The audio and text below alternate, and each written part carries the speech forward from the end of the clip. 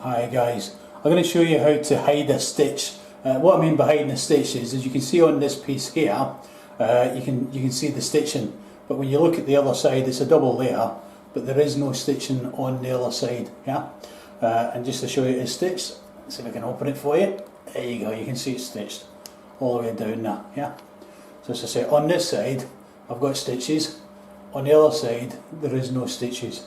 I also did this piece a bit earlier for you on both sides. Yeah, on that side no stitching, and again on that side no stitching, and just again show you it's two pieces.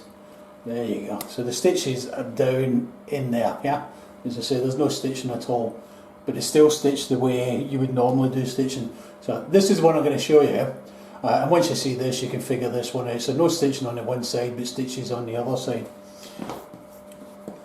Got a piece of leather here.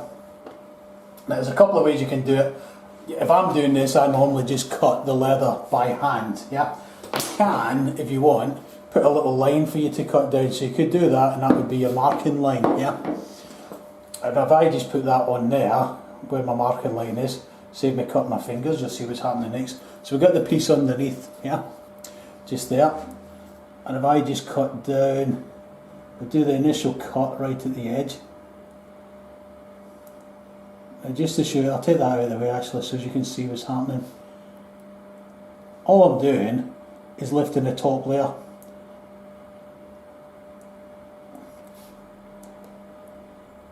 It takes a wee minute or two to do it, but you can actually see my knife going in here. You're not cutting all the way through, you're cutting, I don't know, slightly below the surface I suppose. If you cut it too thin, your stitches will be seen on the top. Okay, change the way I hold my knife. There you go. Oh, I didn't want that piece to come off, but I think you'll get the idea of it.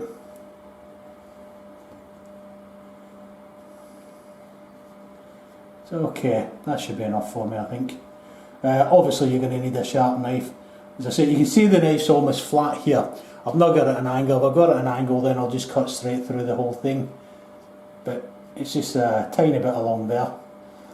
And then you can see there's a big gap in here. I get my bone and then you can see it's in there. There you are, just opening the thing up. So that's it opened. Right, now we're going to go and stitch it.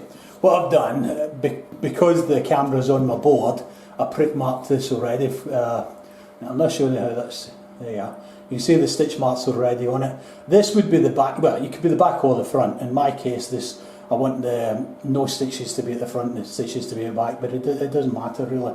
And it's a case of just putting the two pieces together as you would normally do and then stitch them. I'm just going to turn you around so you're on my stitching clamps here. Now, I'm going to try and set this up so as you can see both sides. As I keep saying in my videos, I make saddles for a living. I'm not a camera operator by any manner or means. Okay, let me get comfy in my seat. As I say, so this one here has got the stitch marks on it, and this one's got the big rip in the back, if you like. Yeah. So if I just put them in my clams and set them up. This is just stitching the way you would normally stitch. It's no different from anywhere else. Okay, there's my first hole. I'll get this and I'll show you. I don't know if you can see it down the back here. Yeah, but you can see that's open down there. So what I'm doing is I'll get my stitch mark and then I'm pushing it through. I don't know how much that shows up on the camera. I'll try and move the camera around a wee. Is that a wee bit better? So you can see I'm through, and this would normally, as I say, not normally way I do it. I've already prepared my needles, so let's put my first stitch through. You're going to see me disappear in a minute because I need glue in a minute, and of course I decided to do this video just on a hop. Yeah, I haven't prepared myself as normal. Yeah. And the glue's in the room next door, so you're going to get a little bit of silence when I run through to go and fetch the glue. So again, we're just stitching this as we normally would stitch it, but as you, I don't know if you can see this gap in here, yeah, but it's the stitches are going to hide behind that piece in there. My needle just came off, so you're going to have to bear with me while I re-thread my needle.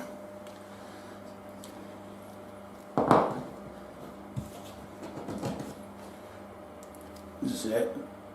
I'm a professional photographer, cam operator or whatever, so you have to bear up with all these little things here. You think yourself grateful I'm not telling you any of my jokes. My jokes are really bad. A very dry voice today, so I'm hoping everybody can understand me a bit in all the different countries that watch these type of videos. So again, on this side here, I'm following my prick marks. On this side here, you can see I'm filling into the gap down there. In saddlery, we don't really do a lot of hand stitching. This type of stitching, you know, when you're making a saddle, a lot of it's machine stitched. So I'm not the greatest stitcher in the world.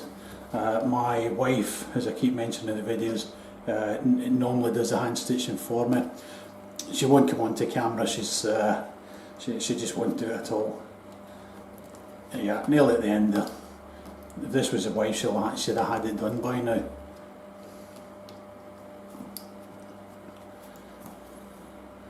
We've got one more stitch. This is just the exact same stitching as you would do ordinarily. The only difference is you're stitching in a gap at the back here. That's me done. And then like normal stitching, I like to come back 1.5 stitches. So just there's no different from normal. When I was cutting this, I took a little chunk out. I'm hoping it still works, but if not, you get the idea of it. Just don't go cutting chunks out the way I did. Just trying to do everything, and then cut your threads off again as you normally would. I'm going to show you that. Yeah, that's not bad stitching. Whoop. So I've got the normal stitching on this side, and on the back here you can see the gap, and you can see all the stitches down there. So I'm bending this back too much. You don't want to bend this too much or you'll do it, but as I say, I'm trying to show you on the camera. So all we're going to do is glue that and stick it back down. Now back to that bit where I said I've got to disappear because the glue's in the next room. I'm just going to leave you around here, set my camera up for the gluing, so it'll be there, and I'll be back with you in 2 seconds.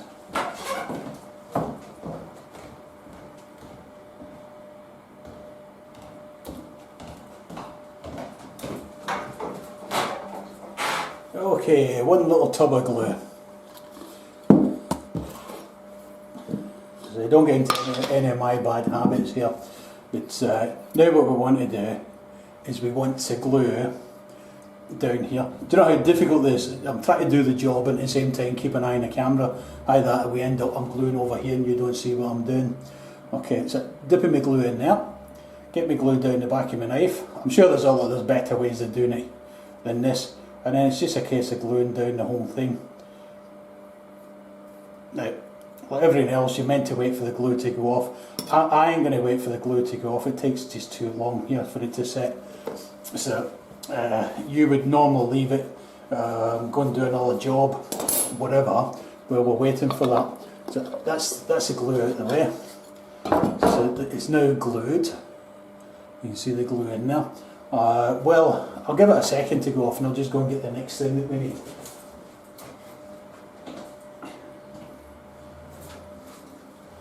Right, we need a little butane burner, or I could advertise Cala Gas and see if they send me some free samples. So this is our butane burner. I'm going to need it for my screw crease in a minute. Let's say that's down. It should be glue, and it's as simple as just pushing it back over again. Get your bone. So see, I'm trying to watch this on the camera.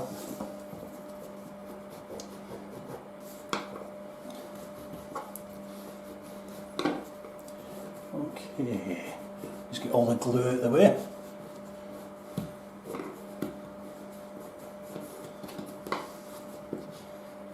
Now you can wet the leather and that softens it, and then that'll get rid of the gap as well if you like, yeah. I should have gave this a tiny bit longer. Okay, you can see there's still a line here. How we're going to hide this joint, it's because it's not glued down properly. But as I said, do give your glue some time to go off. What I'm going to do, get a lighter out of my pocket. And I'm going to light my butane thing here.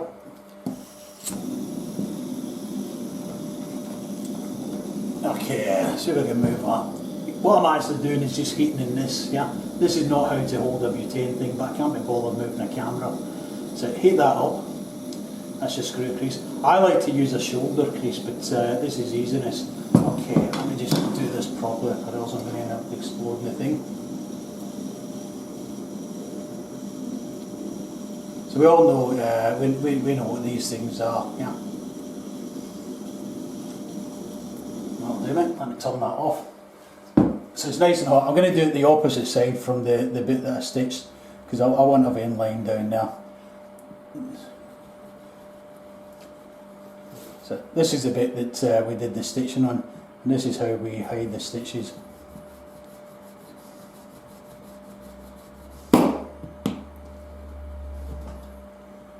Okay, and back round this side, and give it a wee buff off.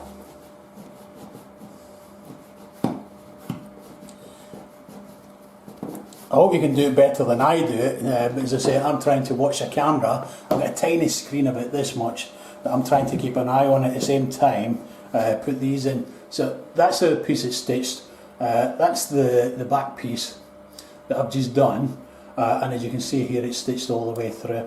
So again, you know, really the cut is hidden in this vein line here, and if you've got a good glue, that'll stay down forever. So just a little reminder, that's one that I did earlier.